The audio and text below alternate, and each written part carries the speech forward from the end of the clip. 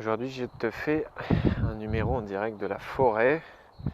Je suis en pleine promenade, je suis parti en forêt pour écouter des podcasts. En ce moment, ça me saoule au plus haut point de lire. Ça faisait 1 an que je lisais entre 2 et 3 heures par jour. Et là, depuis 2-3 mois, voilà, plus du tout envie de lire. Par contre, les podcasts, les vidéos, c'est différent pour moi en ce moment en tout cas. Et donc je partais en forêt pour marcher et puis en même temps écouter des podcasts et apprendre. Et j'étais sur un petit chemin assez étroit, un chemin où c'était difficile de passer à deux quoi. Et puis à un moment donné, je sens que derrière moi il y a quelqu'un. Je crois qu'il y a une quinzaine de mètres que moi. Et donc je continue à marcher, voilà, il n'y avait rien d'inquiétant à ça, juste un promeneur derrière moi. Et j'ai remarqué au bout de quelques secondes que j'avais accéléré ma cadence. Parce qu'en fait, je sentais derrière moi que la personne, elle allait plus vite, que moi. Et donc, automatiquement, inconsciemment, spontanément, je suis passé de X km/h à X plus 4 km/h et j'ai augmenté ma vitesse de marche. Et au bout de quelques secondes, je me dis mais qu'est-ce que je suis en train de faire? Et tu le sais, si tu écoutes les podcasts, tu sais que j'aime bien, autant chez moi que chez les clients que j'accompagne, prendre des exemples un petit peu anodins ou prendre des situations de ma vie et apprendre de ça. Et en l'occurrence là, apprendre sur moi. Et ça peut paraître encore une fois hyper anodin, mais qu'est-ce que je faisais quand je faisais ça? En fait, c'était une manière pour moi de me conformer à la norme.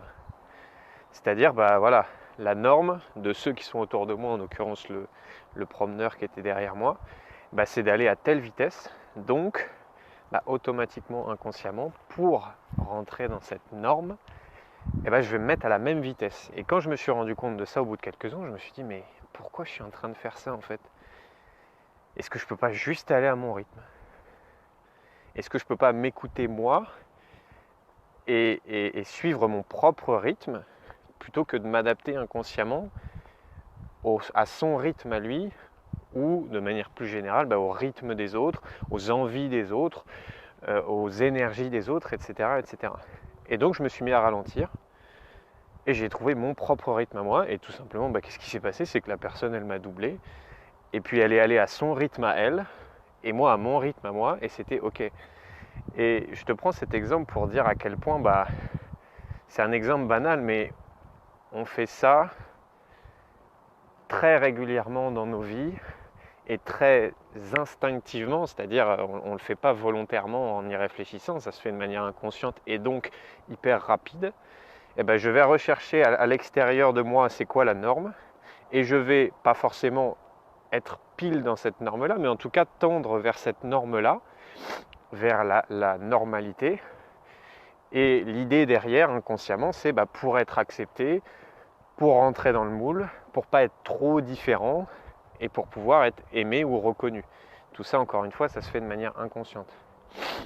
Ça me fait penser aussi à une histoire que m'a racontée une cliente de la métamorphose récemment. Donc la métamorphose, si tu ne connais pas, c'est un programme de 90 jours où un des objectifs principaux, c'est de vivre à partir de soi, de s'écouter comme jamais et de ne pas essayer de rentrer dans tel ou tel moule de la société, que ce soit pour ta vie professionnelle, que ce soit pour ton style de vacances, ton style de week-end, ton style vestimentaire, ton style de vie financière, de vie spirituelle. C'est vivre à partir de toi et ne pas chercher à rentrer dans le moule. Ni chercher à t'en écarter d'ailleurs, mais chercher à être toi. Et cette cliente me racontait que, je crois qu'elle m'avait envoyé un message pour me dire, tu sais quoi, Charles, tout à l'heure j'étais en voiture et alors je sais plus exactement, c'était limité à tel kilomètre/heure, mais moi en fait j'avais ma fille dans la voiture et j'aime pas rouler vite quand il y a ma fille, ça me fait un peu peur. Et du coup j'ai décidé de rouler moins vite que la moyenne. Donc elle n'était pas à 20 km/h sur une autoroute, mais en tout cas elle était un peu en dessous, on va dire, de la norme entre guillemets, de la vitesse que la majeure partie des conducteurs avaient. Et donc, ça encore une fois, ça peut paraître anodin, mais c'est juste un exemple de reprise de pouvoir sur soi, de s'écouter et de je ne vais pas essayer de me conformer à ce qui existe déjà, mais je vais choisir de vivre à partir de moi. Et toi, à quel moment dans ta vie tu as cette tendance à être attiré consciemment ou inconsciemment vers la norme pour pouvoir être accepté, pour pouvoir être aimé, pour peut-être pas trop faire de vagues?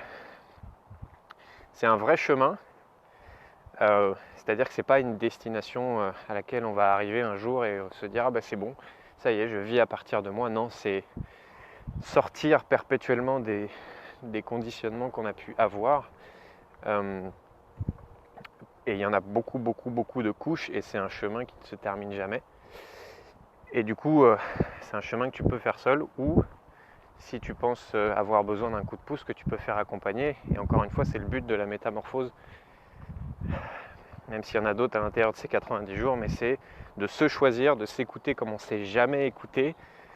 Et putain, qu'est-ce que ça fait du bien de pas faire de la pâte à modeler avec soi et d'être juste en réaction à l'extérieur. Et à l'extérieur on me dit bleu, je vais tendre vers le bleu. Il me dit rouge, je vais tendre vers le rouge.